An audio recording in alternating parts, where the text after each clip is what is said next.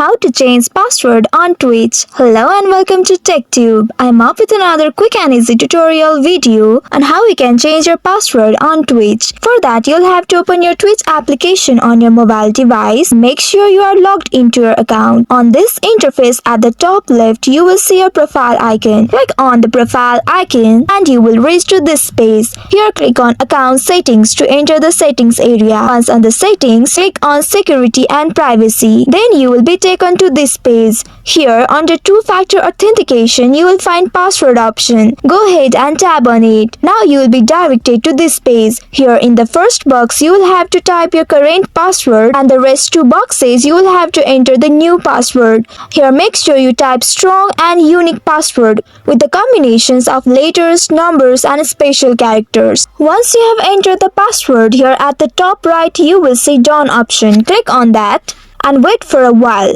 and then you can see your password has been successfully changed. So in this way you can change password on your Twitch account. That's all for today's video. Thanks for watching till the end. If you found this video helpful, don't forget to like, share and subscribe the channel. Also hit that bell icon to get notifications on more such helpful tutorials. See you in next video. Stay connected.